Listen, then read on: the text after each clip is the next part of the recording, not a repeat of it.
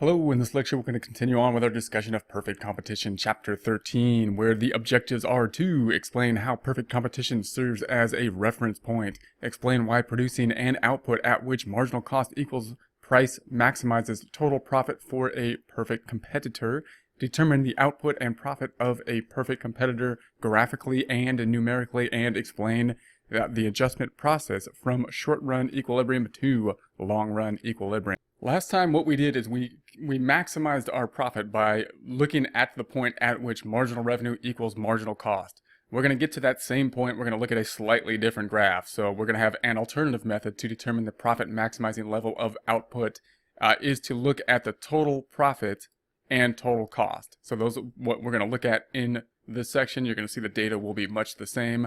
So total cost is the cumulative sum of the marginal cost plus the fixed cost, and total profit is the difference between total revenue and total cost curves. So let's take a look at our data and see what that means. So we once again have our quantity over here. So we got our quantity going up from 1 to 10. Now we're going to talk about total revenue. So we got the total revenue. Notice what we do not have is marginal revenue. We're just talking about total revenue here. And then we're going to have the total cost. And once again, what we do not have is marginal cost, as we looked at last time, which was the change, the difference between the cost from one point to the next point would be the marginal cost on the margin. So we're just looking at the total cost, and then we're just going to say, okay, well, what's our profit doing in that relationship? So we're going to say, okay, well, we got revenue, we have total cost of 40, no revenue if we didn't make anything, therefore we have a loss. Why do we have a loss if we didn't make anything? Because of the fixed cost. Remember, we still got to pay things like the rent, even though we're not making anything, so we're not putting any variable costs in there, but we're still paying the fixed cost in the short run. All right, so then if we make 1, then we're going to have $35 apparently, and that means that we're going to have a total cost of 68, so we're still running at a loss. So we got 35 minus 68, 33 negative. If we make 2 units, then we got 70 in revenue, 88, and then 70 minus 88 is 18. We're still in the negative. We got to make a quantity of 3 in order to pass that break-even point, at which we have the 105 of the revenue, the 104 of the total cost. Notice what we are not calculating here is the marginal revenue and cost. We're not calculating the change from one to the next. We are just looking at the totals and seeing what happens to the profit in this case. And we have a profit of 105 minus 104, that would be. So then we have the 4, we're going to make 4 units of something. We got $140 and it costs us 118. 140 minus 118 is 22. And then if we move up to 5, we've got the 175, we've got the 130 cost. 175 minus 130 is the 45. And then once again, we're going to go to 6. And then we're up to 210, 147, 210 minus 147 is 63. And then if we go to 7, 245 minus the cost of 168, we're at 76. 8, we're at 280, minus the cost of 188. That gives us revenue of 81. And notice what happens when we go to 9 now. We have 315 minus the 239, and we're actually decreasing. So if we were just to map this out and look at it, then we can say, well, we want to obviously produce where profit is maximized, and that's going to be at this 81. We are then going back down, and of course we are going back down. Why? Because at the next unit, the marginal cost is greater than the marginal revenue. Therefore, it doesn't make sense for us to go to producing the next unit in this case. So we can see it in this case.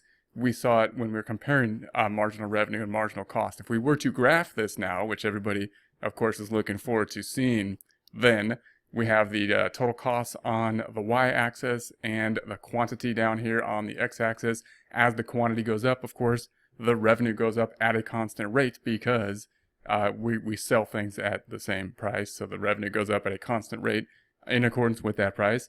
And if we were to graph the cost curve, then it's going to start here. Why does it start there? Well, because remember, that's like the fixed costs that start there. And then it takes this shape. And the reason it's going to bow up here is because of diminishing returns. So we're going to see these diminishing returns, and we're going to see that they are going to cross in this area.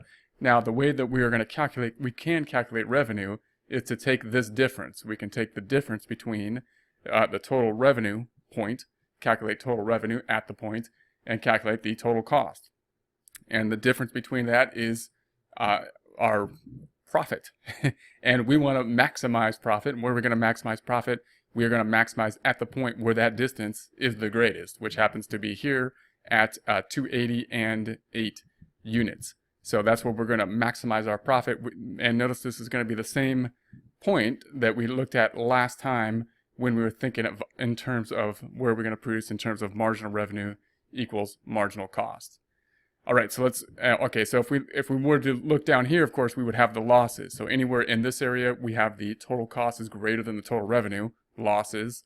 Anywhere in this area, we have profits.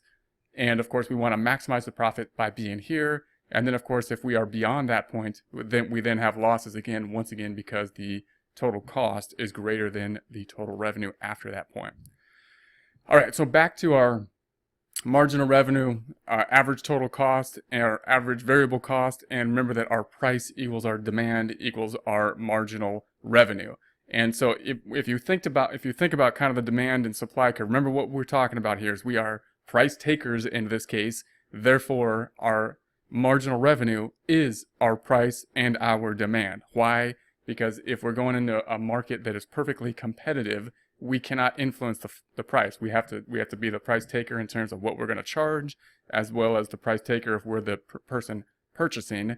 Then remember that the marginal cost curve is basically kind of the supply curve, and that's sloping upwards, and we produce where marginal cost equals marginal revenue, which happens to also be, of course, in this case, where marginal cost equals price equals demand, because price equals demand equals marginal revenue. And then the average total cost, remember the average total cost represents all costs. So if we were to produce then at this point where marginal revenue equals marginal cost, remember that you're always going to produce there at the margin where marginal revenue equals marginal cost. That's what we're going to produce. And then if we can take that line down, we're going to say, okay, that's what we're going to produce. If we then take that down, in this case, down because the average total cost is below that point, therefore we're going down to that point on the graph, then we can see these boxes here. We've got this box here, and that's going to be basically total revenue. If we were taking the area of that box, we would get total revenue. And then if we take a look at this box down here, that would be the total cost. And therefore the total revenue, the entire box, minus the total cost, means that this point right here, this piece in blue, of course, is our profit. So this is what this graph would look like. You want to be able to look at a graph like this and see where the profit would be. And so how are you going to do that? You're going to match all the time. Every time you're going to match where marginal revenue equals marginal cost. Then you're going to graph it down to the average total cost, wherever that may be. And then you can see three things there. You can see the total revenue being the total big box. You can see the cost, which is this box down here. And then, of course, the difference between those, the blue box here being the profit. Now, in this situation, if we had a situation where, once again, what are we going to do?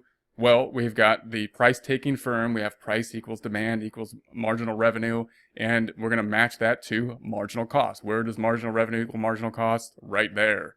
And then if we graph that to the average total cost line, it happens to be at the same point. Therefore, we found that point, and there's no profit and there's no loss in this case.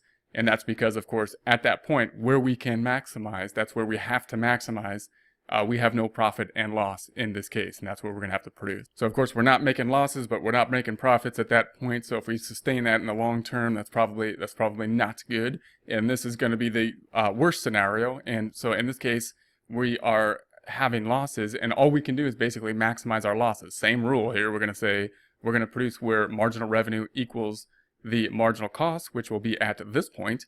And then once again, we're going to take that up to, in this case, up, because of course that point is below the marginal cost. So we're going to take it up to the marginal cost now. And now we can see that we have this point being a loss. So now it's a loss because, of course, the marginal cost, or the average total cost, is greater than this point where the marginal revenue equals the marginal cost. So what we're going to do at this point, of course, is try to minimize our losses. So instead of maximizing our gains, we're still trying to kind of like maximize our gains, but we can't get any gains. All we can do in a market such as this is minimize our losses. So in the short one, that's what we'll do. We'll minimize our losses. And then we'll talk about at what point in time are we just going to throw in the towel and say that we cannot make profits. And of course, if we can't make profits, then we're going to have to leave the market at some point.